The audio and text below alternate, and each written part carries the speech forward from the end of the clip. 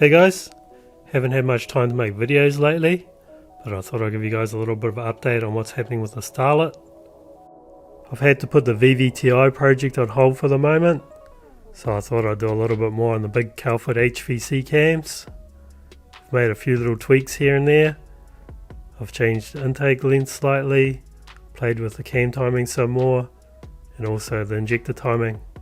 I've managed to get a slightly nicer power curve out of it and a touch more power. So righto, I'll run it up on the dyno and show you guys what it does.